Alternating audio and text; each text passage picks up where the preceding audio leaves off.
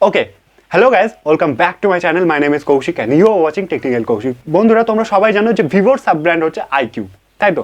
তো আইকিউ তোমরা জানো যে গেমিং স্মার্টফোন নামে প্রচলিত, কিন্তু আইকিউ যদি তোমাদেরকে সস্তার মধ্যে গেমিং স্মার্টফোন প্রোভাইড করে, হ্যাঁ একদম তোমাদের সাধ্যের মধ্যে, বাজেটের মধ্যে সস্তায় গেমিং স্মার্টফোন প্রোভাইড করে, তাহলে কেমন হয়? হ্যাঁ, এবং সেটাই হচ্ছে আইকিউ এর নেক্সট স্মার্টফোন হচ্ছে আইকিউ U1, যেটা একদম সস্তার মধ্যে তোমাদের বাজেটের মধ্যে, এবং এটা ইন্ডিয়া এবং বাংলাদেশে দুটো জায়গাতেই লঞ্চ হবে। বাংলাদেশে অফিসিয়ালভাবে লঞ্চ হবে। তো এই ফোনটার ডিটেল জেনে গেছি, একদম প্রাইস, লঞ্চ ডেট, স্পেসিফিকেশন সব কিছু জেনে গেছি, যেটা তোমাদেরকে এই ভিডিওর মাধ্যমে বলবো।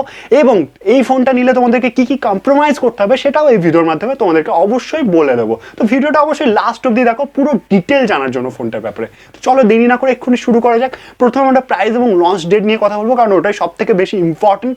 তো প্রথমে এটা যদি প্রাইস নিয়ে কথা বলি, তাহলে 12,000 টাকার মধ্যে এটা তোমরা ইন্ডিয়াতে দেখতে পেয়ে যাবে, এবং 17 থেকে 18,000 টাকার মধ্যে তোমরা বাংলাদেশে অফিসিয়াল ভাবে দেখতে পেয়ে যাবে। এবং লঞ্চ ডেটের যদি কথা বলি, তাহলে আগস্টে এটা ইন্ডিয়াতে লঞ্চ হচ্ছে, আগস্টের শেষের দিকে।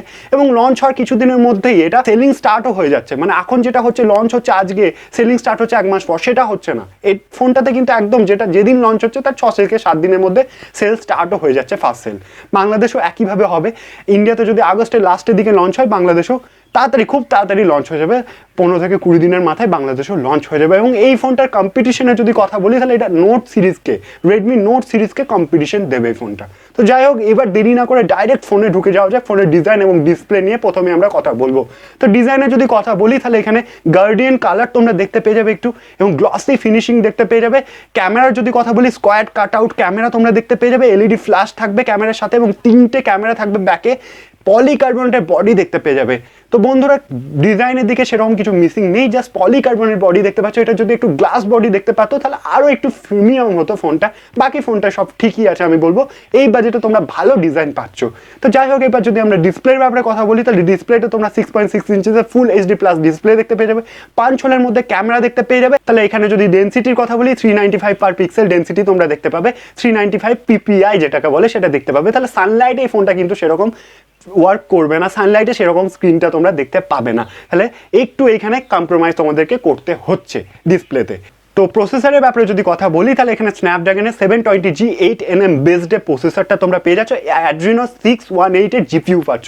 তাহলে প্রসেসরের ব্যাপারে সেরকম কিছু বলার নেই, কারণ প্রসেসরটা তোমরা বুঝতেই পারছো, খুব ভালো প্রসেসর। স্ন্যাপড্রাগনের 720 আমি ইউজ করেছি, আমার তো খুব ভালো লেগেছে। পাবজি এবং ফ্রি ফায়ার খুব ভালোভাবে তোমরা খেলতে পারবে, আশা করি তোমরাও ইউজ করেছো, কারণ এর আগে আমরা অনেক ফোনই স্ন্যাপড্রাগনের 720 প্রসেসরটা দেখতে পেয়েছি। যেমন রিয়েলমি 6 প্রোতে আমরা স্ন্যাপড্রাগনের 720G প্রসেসরটা দেখতে পেয়েছিলাম, এবং প্রসেসরটা সত্যি খুব ভালো, হিটিং ইস্যু সেরকম থাকে না। খুব ভালোভাবে তোমরা গেমস খেলতে পারবে এবং এনজয় করতে পারবে তোমাদের ডেলি লাইফের ওয়ার্কগুলো।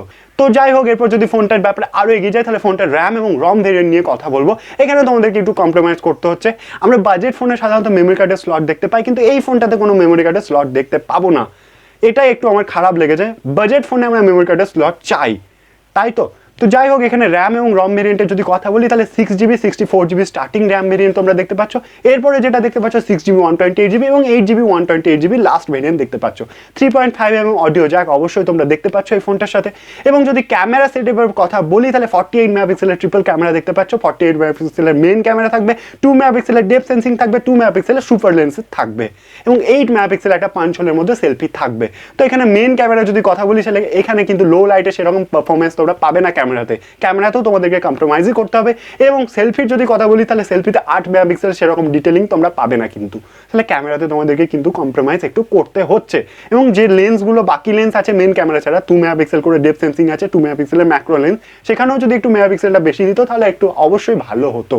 যাই হোক, এটা একটু কম্প্রোমাইজ তোমাদেরকে ক্যামেরাতে করতে হচ্ছে এই ফোনটা নিলে। এরপর যদি ব্যাটারির ব্যাপারে কথা বলি, তো ব্যাটারিতে কিন্তু তোমাদেরকে কম্প্রোমাইজ কোনোভাবেই করতে হচ্ছে না। 4500 mAh ব্যাটারি পাচ্ছ, এবং 18 ওয়াটের চার্জার পেয়ে যাচ্ছ ইন দ্য বক্স।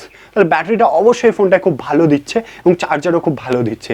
তারপর যদি অপটিমাইজেশনের কথা বলি, তাহলে এটা অ্যান্ড্রয়েড 10 অপটিমাইজ হচ্ছে, এবং আইকিউ UI এটা বেসড হচ্ছে। এটাই ছিল ফোনটার ব্যাপারে পুরো ডিটেল, যেটা তোমাদেরকে এই ভিডিওর মাধ্যমে বললাম। এবার তো এই ফোনটা তোমরা নেবে কি নেবে না, দেখো তোমাদের এটা নিডস কেমন সেটা আমি জানি না। তোমরা যদি গেমিং ফোন চাও বাজেটের মধ্যে তাহলে এই ফোনটার দিকে অবশ্যই যেতে পারো, বাট তোমরা যদি ভালো ডিসপ্লে ভালো ক্যামেরা চাও তাহলে আদার্স ব্র্যান্ড তোমাদেরকে তো অফার করছেই। তা আমি বলবো যদি তোমাদের নিড অনুসারে তোমরা দেখো কি নেবে। গেমিং ফোন হিসাবে কিন্তু এই ফোনটা দি বেস্ট দিচ্ছে 12,000 টাকার মধ্যে, সেটা আমি বলবোই। তো যাই হোক, এটা ছিল পুরো ডিটেল ভিডিওটার ব্যাপারে। আশা করি ভিডিওটা তোমাদের ভালো লেগেছে। ভিডিওটা ভালো লাগলে ভিডিওটা একটা লাইক করে দিও, চ্যানেল নতুন হলে চ্যানেলটা সাবস্ক্রাইব করে দিও। সাবস্ক্রাইব না করে অবশ্যই যাবে না, কারণ ওই ডেলি ফোন সম্বন্ধে ভিডিওস আনতে থাকি। দেখা হচ্ছে এরকম একটা ইন্টারেস্টিং টপিকের সাথে, ততক্ষণের জন্য টাটা।